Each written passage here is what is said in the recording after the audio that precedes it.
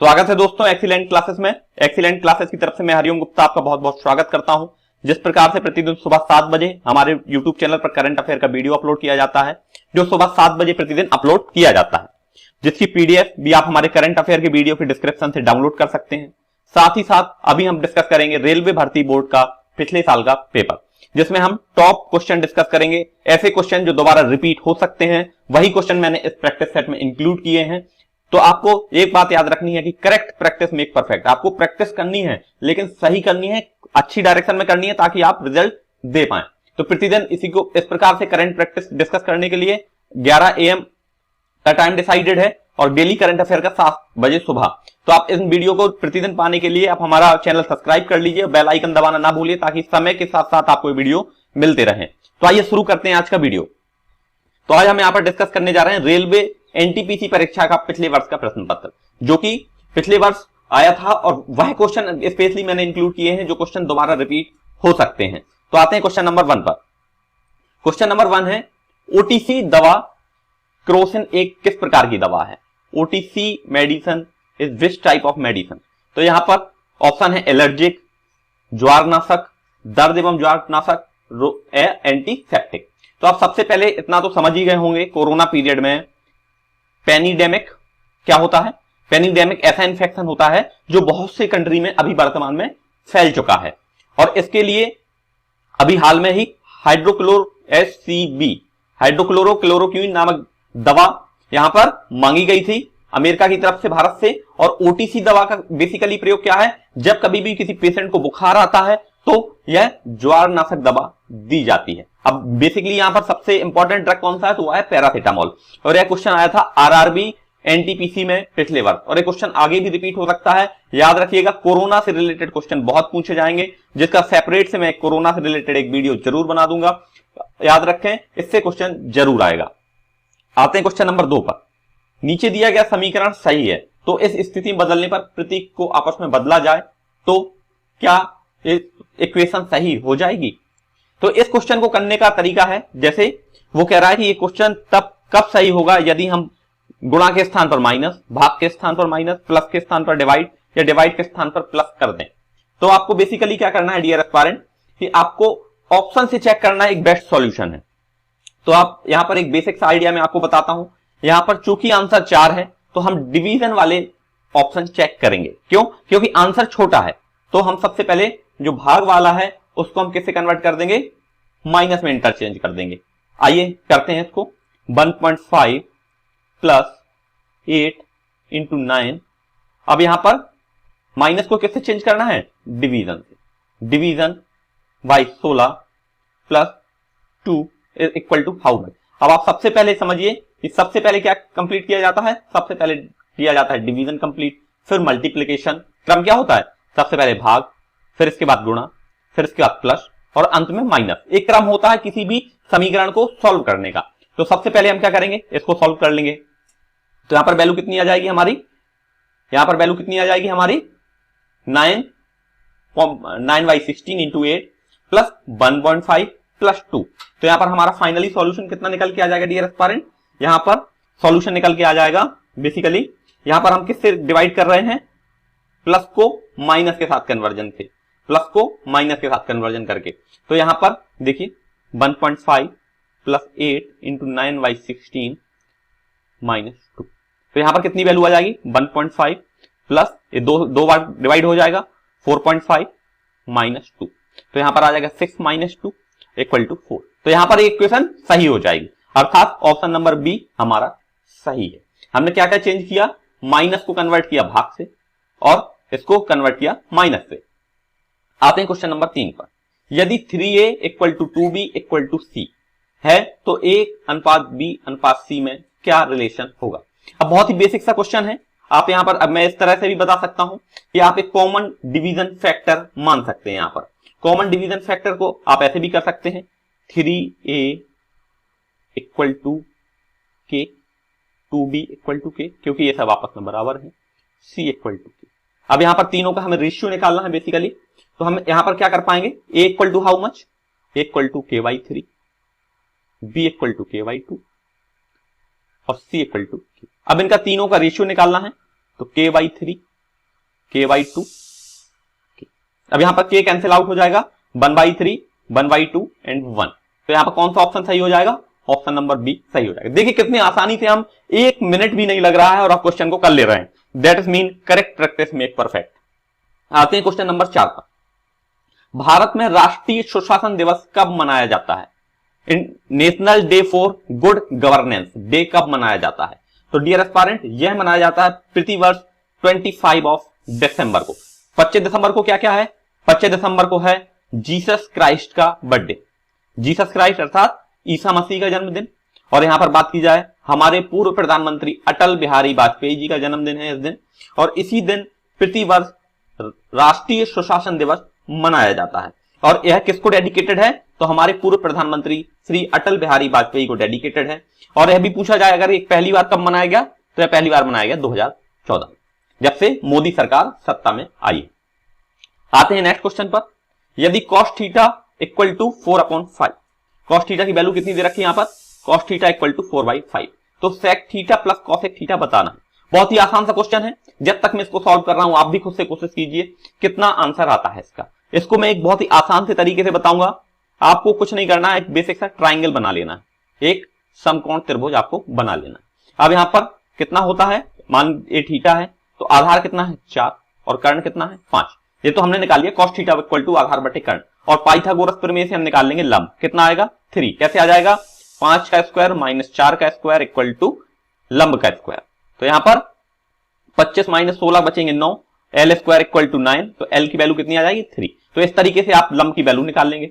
अब sec theta की value पूछिए तो सेक थीटा क्या होता है? 1/cos theta. तो यहां सेक थीटा की वैल्यू आ गई 5/4। और कॉसेक थीटा कितना आएगा?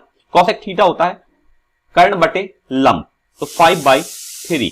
अब यहां पर कितना आ जाएगा हमारा एलसीएम? 12। तो यहां पर आ जाएगा 15 plus 20, how much? 35 divide by 12। तो यहां पर राइट आंसर हो जाएगा ऑप्शन नंबर सी। बहुत ही आसान सा क्वेश्चन है, आप समझ गए होंगे कितना आसान है इस क्वेश्चन को कर पाना। आते हैं क्वेश्चन नंबर 6 पर। एक स्टेटमेंट है ए और उसका रीजन दिया गया है बी। और आप समझिए सबसे पहले स्टेटमेंट क्या है? पहाड़ी क्षेत्रों में कृषि गतिविधियां कम है। पहाड़ी क्षेत्र कौन से हमारे देश में? पूर्वोत्तर के जैसे अरुणाचल प्रदेश, असम, ये सब पहाड़ी क्षेत्र हैं और वहां पर कृषि गतिविधियां कम है। यह पहले कथन में कहा गया है। अब दूसरे कथन में उसका सॉल्यूशन क्या दिया गया है, उसका कारण क्या बताया गया है? पहाड़ी क्षेत्रों में उपजाऊ भूभाग कम होता है तथा जलवायु स्थिति जटिल होती है। तो यह बिल्कुल सही बात है कि यहां पर कृषि गतिविधियां कम होती हैं, क्योंकि यहां पर एक तो यहां पर उपजाऊ भूमि कम होती है, पर्वतीय मृदा होती है, पहली चीज। और दूसरी चीज, जलवायु की स्थिति समान नहीं रहती है, क्योंकि पर्वत क्या करते हैं? मानसून को रोकते हैं। मानसून के रोकने के कारण यहां पर भारी मात्रा में वर्षा होती है, जिसके कारण से कृषि गतिविधियां यहां पर कम होती हैं।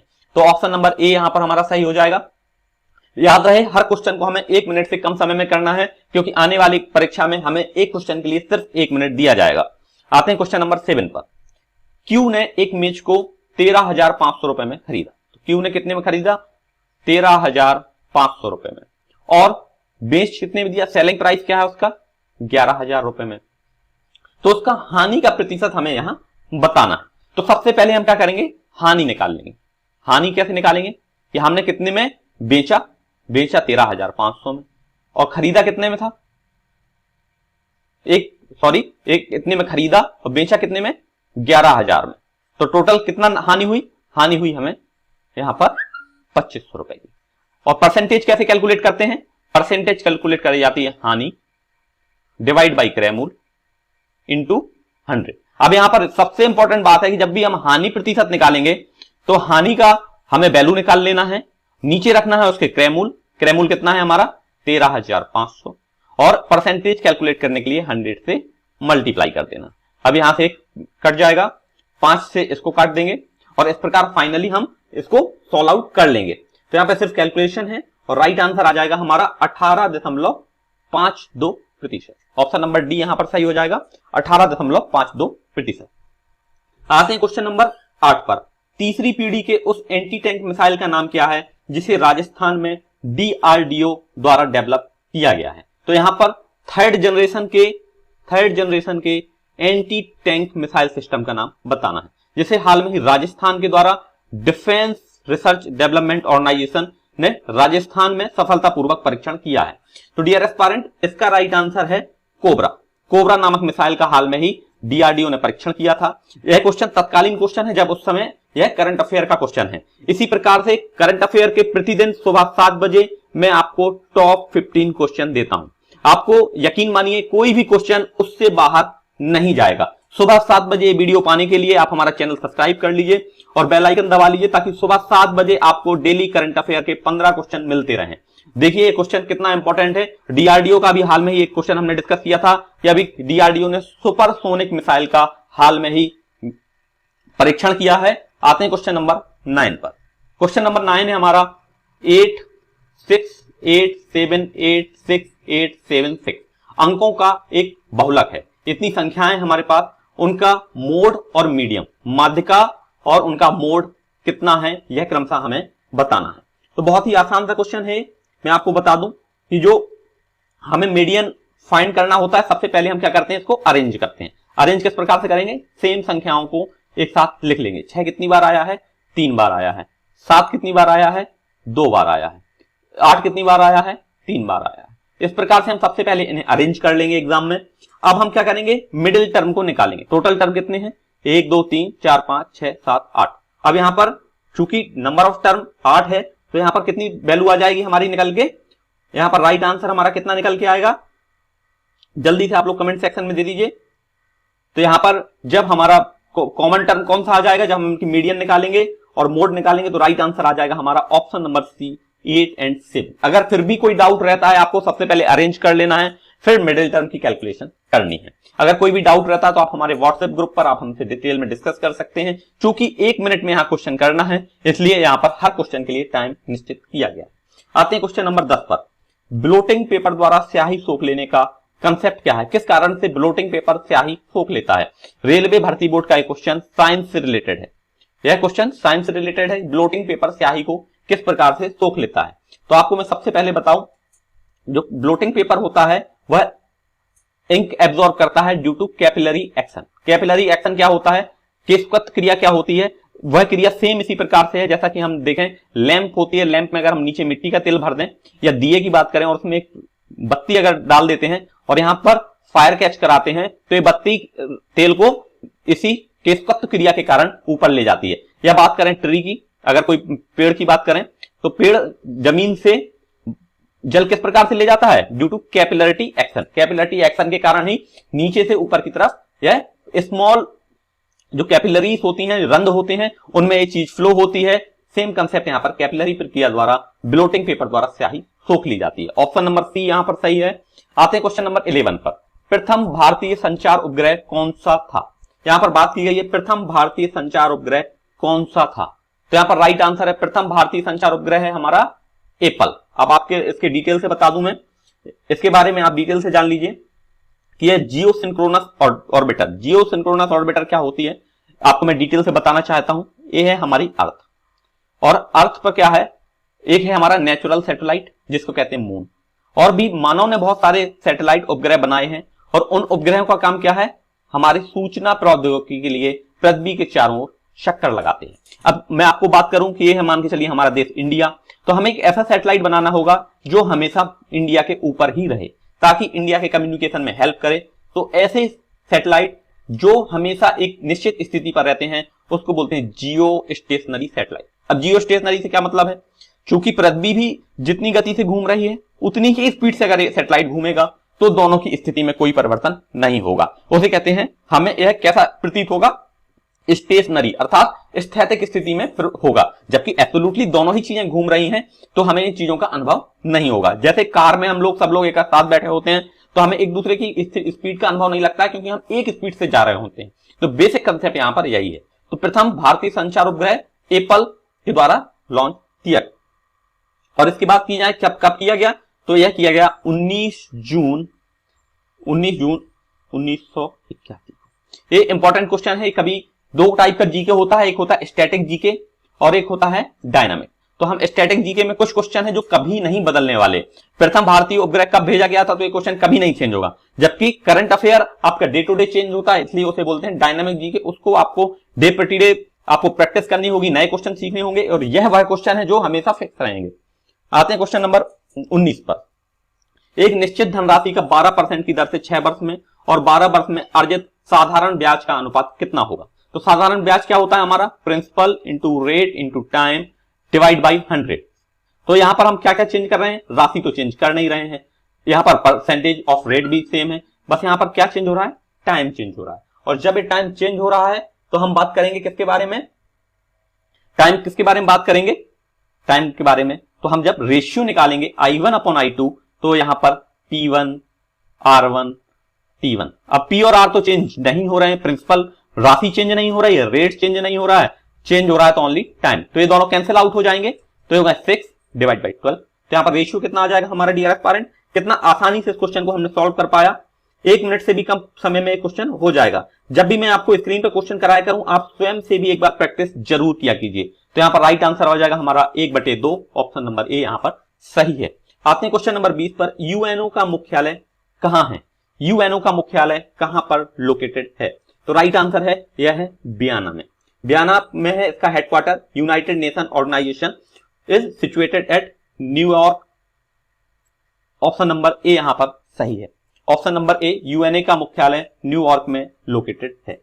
ओके, और इसके बारे में बात करें, इसकी स्थापना, यूएनओ की मुख्यालय की स्थापना कब हुई? तो यह स्थापना हुई 25 अप्रैल 1945। 1945 को यूएनओ की स्थापना हुई। इसका हेडक्वार्टर न्यूयॉर्क में स्थित है। Option number A is right here. आते हैं नेक्स्ट क्वेश्चन पर। निम्नलिखित में से कौन सा सबसे कम है? निम्नलिखित में से कौन सा सबसे कम है? अब जब एक से किसी डेसिमल में नंबर देते हैं तो वो तो हो जाएगा 10/5 2, तो ये तो हमारा सबसे पहले गलत हो गया। अब आप देखिए कि ये संख्या जिसका मल्टीप्लाई करेंगे 0.5 का 0.5 में, तो इसकी वैल्यू आएगी 0.25 और ये वैल्यू मिनिमम होगी, तो ये सबसे कम है। ऑप्शन नंबर यहां पर सही हो जाएगा हमारा, ऑप्शन नंबर सी। ये क्वेश्चन देखिए, आप 10 सेकंड भी नहीं लगे आपको इस क्वेश्चन करने में। कुछ क्वेश्चन इतने आसान होते हैं जिनको हम देखते ही सॉल्व कर सकते हैं। आते हैं क्वेश्चन नंबर 22 पर। बायस का क्या कार्य है? इसका फुल फॉर्म सबसे पहले आपको समझ लेना चाहिए, बेसिक इनपुट आउटपुट सिस्टम। अब यहां पर बात की जाए कि इसका कार्य क्या है, तो डियर एस्पायरेंट इसका कार्य क्या है? सिस्टम हार्डवेयर के पुर्जों को आरंभ करना। सिस्टम, अब जब कभी भी हम कंप्यूटर को स्टार्ट करते हैं तो उस प्रोसेस को क्या कहा जाता है? Booting of the system. जब हम कंप्यूटर को बूटिंग करते हैं तो उस बूटिंग के दौरान सिस्टम का हार्डवेयर के जो होते हैं जैसे माइक्रो प्रोसेसर, रैम, रोम और भी जो चीजें हैं उनको स्टार्ट किया जाता है बायस के द्वारा। तो ऑप्शन नंबर ए यहां पर हमारा सही है। आते हैं क्वेश्चन नंबर 23 पर। क्वेश्चन नंबर 23 है यहां पर, यदि संगरोध का प्रस्ताव अलगाव से है तो आजादी का किससे होगा? अब यहां पर हमें बताना है कि अगर संगरोध समान है अलगाव के तो आजादी किसके समान होगा? तो ये होगा हिरासत के, क्योंकि यह किसके अलग है। संगरोध का अपोजिट वर्ड होता है अलगाव और आजादी का अपोजिट वर्ड होता है हिरासत। आइए क्वेश्चन नंबर 24 करते हैं। क्वेश्चन नंबर 24 आपकी स्क्रीन पर दे रखा है। पी एक काम को 10 दिन में कर सकता है। पी कितने काम दिन में करेगा? 10 दिन में। क्यू उसी काम को कितने दिन में कर सकता है? 15 दिन में, 15 डे। यदि वे साथ मिलकर काम करते हैं तो 5 दिन में कर लेते हैं। ठीक है, अगर पी और क्यू साथ मिलकर काम करेंगे तो कितने दिन में कर पाएंगे? 5 डेज में। तो वे उस काम को कितना भाग पूरा करेंगे यदि 5 दिन मिलकर साथ काम करते हैं? तो यहां पर हमें बताना कि अगर पी और क्यू दोनों मिलकर साथ काम करते हैं तो वह कितने प्रतिशत काम कर पाएंगे। तो आपको मैं डिटेल में बता दूं कि सबसे पहले हम पी के 1 दिन का काम निकाल लेंगे 1/10, क्यू के 1 दिन का काम निकालेंगे 1/15, क्योंकि जब 10 दिन में कंप्लीट कर रहा है तो 1 दिन में 1/10 काम निपटाएगा। 15 वाला 1/15, अब दोनों मिलकर काम करेंगे तो 1/10 प्लस 1/15, और दोनों कितने दिन काम कर रहे हैं मिलके? 5 दिन काम कर रहे हैं। तो यहां पर इसको सिंपली हम सॉल्व आउट कर लेंगे। जैसे ही हम इसका एलसीएम लेके सॉल्व करेंगे तो कितनी वैल्यू आ जाएगी हमारी? सबसे कर लीजिए, यहां पर एलसीएम ले लीजिए 60, यहां पर आ जाएगा 6, यहां पर आ जाएगा 4 और इंटू 5। अभी 12 बार कैंसिल हो जाएगा तो यहां पर आ जाएगा 10/12। अब कैंसिल कर दीजिए आप, यहां पर 5/6, ऑप्शन नंबर डी यहां पर हमारा सही हो जाएगा। 5/6 इज करेक्ट है। आते हैं यहां पर राइट आंसर हो गया हमारा 5/6, option number D is right है। आते हैं क्वेश्चन नंबर 25 पर। माचिस की तीलियों में क्या होता है? माचिस की तीलियों में डियर एस्पायरेंट क्या होता है? माचिस की तीलियों में होता है यहां पर राइट आंसर क्या हो जाएगा हमारा? माचिस की तीलियों में क्या होता है? आपको मैं 10 सेकंड का टाइम दे रहा हूं, बहुत ही बेसिक सा क्वेश्चन है माचिस की तीलियों में जैसे ही माचिस की तीलियों को हम फ्रिक्शन करते हैं, रगड़ते हैं, तो वह आग पकड़ लेती है। तो वह आग किसके कारण से पकड़ लेती है? तो यहां पर उसमें क्या क्या होता है? तो सेफ्टी माचिस contain sulphur, potassium, chlorate, phosphorus and binder. तो यहां पर कितनी चीजें हैं? यहां पर sulphur, potassium, chlorate, red phosphorus, binder etcetera. तो यहां पर हमारे पास ऑप्शन में क्या क्या दे रखा है? तो ऑप्शन में दे रखा है पोटेशियम। तो ऑप्शन नंबर डी यहां पर सही हो जाएगा। Option number D is right here. आते हैं क्वेश्चन नंबर 26 पर। दूसरे football super league, Indian super league for football का चैंपियन कौन सी टीम रही है? तो यहां पर कौन सी टीम रही है? यह रही है चेन्नई एफसी। ये उस समय का करंट अफेयर का क्वेश्चन है। आज के समय में क्वेश्चन आएगा तो कैसे पूछा जाएगा? आईपीएल वर्तमान में किस देश में अरेंज किए जाएंगे? तो आईपीएल कहां अरेंज करे जाएंगे? यूएई में। और अगर बात की जाए बीसीसीआई का अध्यक्ष कौन है? तो वो है सौरभ गांगुली। और अगर बात की जाए यहां पर हाल में ही किसने संन्यास की घोषणा कर दी थी? एमएस धोनी और सुरेश रैना। इन लोगों ने हाल में ही अभी, लेकिन ये लोग अभी भी आईपीएल खेलेंगे। MS Dhoni and Suresh Raina will play IPL. आते हैं नेक्स्ट क्वेश्चन पर। आईपी एड्रेस से क्या अभिप्राय है? यह वह क्वेश्चन है जो बार बार रिपीट होंगे, इसलिए इस क्वेश्चन को मैंने यहां पर इंक्लूड किया है। आईपी एड्रेस से अभिप्राय क्या है? What is mean by IP address? IP address क्या कहलाता है? हमारा इंटरनेट प्रोटोकॉल एड्रेस। तो इसके बारे में हमें यहां पर डिस्कस करना है कि आईपी एड्रेस क्या है। तो आईपी एड्रेस क्या है डियर एस्पायरेंट? हमारा यहां पर दो कंप्यूटर के बीच एक डायनामिक लिंक, जिस प्रकार से हम इंटरनेट के माध्यम से क्या करते हैं? सर्वर के माध्यम से दो कंप्यूटर आपस में जुड़ जाते हैं, उसी प्रोसेस को कहते हैं आईपी एड्रेस। इसी एड्रेस के द्वारा जब भी हम कोई वेबसाइट खोलते हैं, www कोई भी वेबसाइट का एक एड्रेस होता है, और उस वेबसाइट का एड्रेस क्या कहलाता है? IP address, internet protocol address. और दो कंप्यूटर के बीच एक डायनामिक लिंक होती है। तो ये था आज का हमारा रेलवे एनटीपीसी का पार्ट 1।